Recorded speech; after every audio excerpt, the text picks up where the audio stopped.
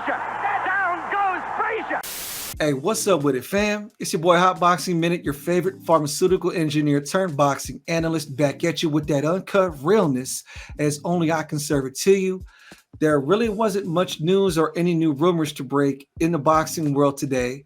We've got quite a few cards going on this weekend, and I've talked about them ad nauseum in the videos I've been dropping this week. So if you want the pre-fight analysis or the pre-fight breakdowns of the fights this weekend, which include the unified heavyweight championship fight between Alexander Usyk and Danny Dubois going on in Warsaw, Poland, and that top-ranked card going on out there in Tulsa, Oklahoma, headlined by Jared Anderson and Andre Rudenko. You can check out all those videos, or even the latest rumors of Shakur and Frank Martin fighting. So no new rumors today. It's a slow day, so I figured I would cover some boxing history with you good folks. So a little bit about myself, your boy Hot Boxing Minute.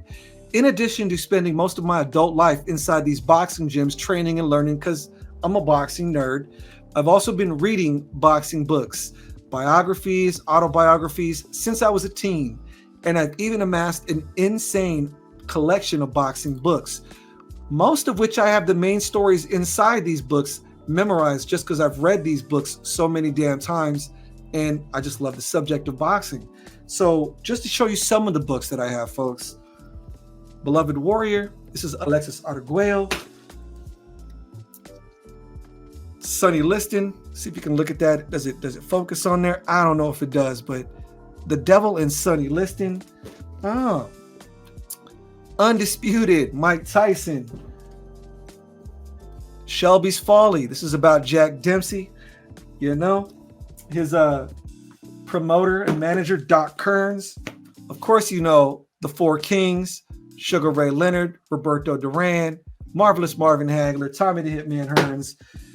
Oh, one of my other favorites. I'm going to tell you a story, by the way, folks. I just want to show off more of my books. Look at that. Yeah, it's macho time. Hector Macho Camacho, Roberto Duran. I can go on for days, folks. I've studied pretty much all the major stars in boxing since the late 1800s. Everything from John L. Sullivan, the first heavyweight world champion, Jack Johnson, the first black world heavyweight champion, Muhammad Ali, Jack Dempsey, Joe Louis, Rocky Marciano, Ray Boom Boom Mancini. You just saw Alexis Arguello, Salvador Sanchez. The list goes on. Tonight, I'm going to be telling you a story that's from this book, or one that I read in this book. It's about the first black heavyweight world champion, John L. Sullivan. John L. Sullivan. Good Lord. Jack Johnson. The book is called Unforgivable Blackness. It's written by Jeffrey C. Ward. And Jack Johnson is easily one of my favorite boxers ever, and pivotal to the development of boxing in the United States of America. He was the first black heavyweight world champion of boxing when he beat Tommy Burns in Australia in Rush Cutters Bay in 1908. December 26th, actually, it was the day after Christmas.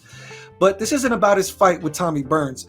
Jack Johnson was such an enigmatic character and polarizing figure. He was so famous and so polarizing that when he would fight, race riots would break out across the country. This is a picture of him in one of his fancy cars. As you can imagine, in the late 1800s and early 1900s, for white America to see a big hulking black guy with a gold grill driving fancy cars dating nothing but white women, it upset them greatly, because the power and the systems of powers that be at the time, you guys know how it is.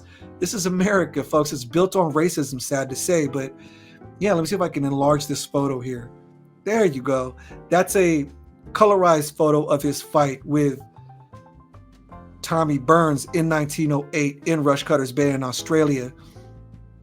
And Jack Johnson was a fascinating character indeed. And this is one of the many stories that I want to tell. It takes place in 1899 when Jack Johnson is a young, spry 20 years old. He had just barely started his professional boxing career. Now, just to put it into perspective, what was going on at the time of his life, on Wikipedia, I guess you can check, it shows his record is 3-0 at the time when this incident occurred, or this part of his life story. But what you don't see on BoxRec and what you don't see on Wikipedia about these fighters like Jack Johnson or John L. Sullivan or Jack Dempsey or any of these other guys in the early 1900s, late 1800s, is they fought many undocumented boxing matches. It was not uncommon for them to ride railroad boxcars and to go from small town to saloon town to small town in the middle of nowhere and fight just to have food to eat and a place to stay for the night. So although it says in this part of his story that he was 20 years old, and if you look on BoxRec, it says he was only 3-0, you can bet your bottom dollar he probably had anywhere in the ballpark of 50 to 100 fights already. So in 1899, when this story takes place, Jack Johnson is 20 years old. He has pretty much beat up everybody in his hometown of Galveston in Texas, and to the point where nobody wants to fight him anymore. So he can't find any means to make money as a professional fighter. This is even including the entire state of Texas. So he takes it upon himself to ride these railroad boxcars, hobo style, without a dollar to his name. And his goal is to somehow ride into a major city, St. Louis, Memphis, Chicago.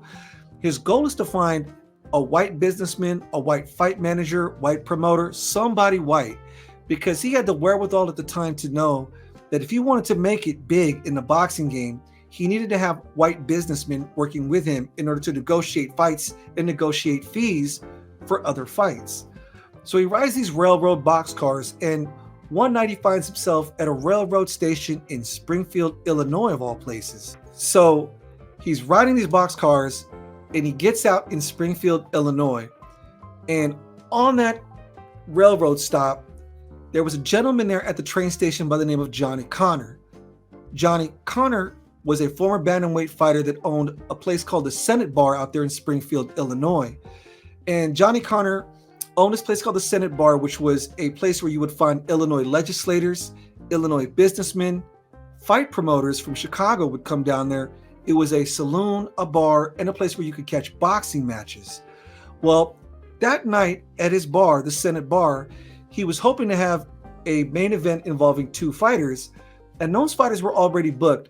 But the organizers of the event, some Chicago fight promoters, felt that there wouldn't be enough entertainment in those two fighters because they were kind of dull, or so it is documented, that they wanted to have a battle royale at the beginning to get the crowd in the mood to watch a fight. Now, battle royales kind of had their start in the late 1700s in the UK. And essentially, the concept of battle royales is to create a pit or a makeshift ring, and anywhere from 5 to 8 men would go in there, and under bare knuckle prize fighting rules, it would pretty much be a free-for-all where they would all fight, and the last man standing wins the prize, usually some kind of monetary compensation. It spread to the United States, got really popular amongst the lower class, especially popular amongst the slaves. Even to some degree, the slave owners would host events where they would have these, battle royales where they would end up putting blindfolds on these guys and having them duke it out for entertainment. They would pay the winner, so on and so forth. It was kind of a barbaric practice, to be honest. Anyways, they summon upon Jack Johnson. He walks up to him at this railroad station and he says, "Hey, my guy." He sees Jack Johnson. He's 6 foot tall, real strong, hulking frame, has his black bag with him as he's riding these railroad boxcars, trying to find whatever opportunities he can for boxing. And he propositions Jack Johnson. He says, "Hey, my guy, I will pay you $50 if you fight in a battle royale tonight." And Jack Johnson agrees. He was broke. He was hungry from riding these railroad boxcars, and he figured he could win this fight, this battle royale, which was not a concept he was unaccustomed to, and he would make some fare. So he gets to this bar, the Senate Bar out there in Springfield, Illinois, and the matchup is going to be 5 guys, Jack Johnson and 4 other guys. Now, the 4 other guys were all friends of each other, and this was very common in battle royales where people would team up just to increase the odds of their survival and then work out how they would fight each other, so on and so forth. Well, these 4 men intended to get rid of the new guy first. That would be Jack Johnson, because they didn't know who he was. So Jack Johnson goes in there as part of a 5-man battle royale. And once the fight starts, 2 men immediately rush him. Well, he knocks out those 2 guys. A 3rd guy comes up to him and he hits him with a body blow. The guy drops down to his knees in a pretty much like he's praying, you know.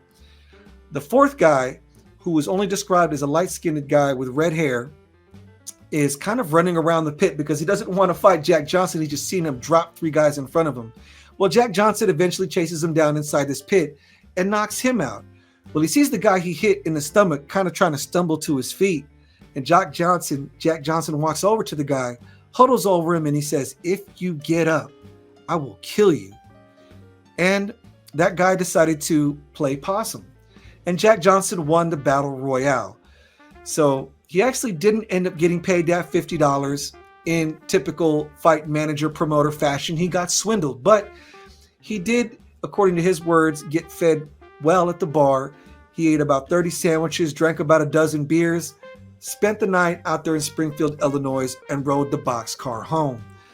Well, a few weeks later, those same businessmen, including Johnny Connor and a couple of Chicago fight promoters, were trying to find a potential match for a gentleman by the name of Klondike Haynes in Chicago, and they remembered that performance of Jack Johnson inside that battle royale.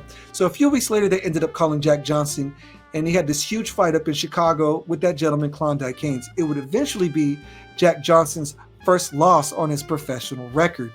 And as a matter of fact, he threw that fight, but that's a whole different story. Anyways, that's my Jack Johnson battle royale story. And that was essentially his win in that battle royale opened up the door for his big break, for him to start getting fights in major cities. Anyways, folks, this is Hot Boxing Minute, your favorite pharmaceutical engineer turned boxing analyst. Hit me up in the comment section if you got any questions or if you got any stories you might like to hear about some of the boxers I mentioned. Hit that like button. Hit follow if you haven't already done so, folks. You know what time it is. Peace.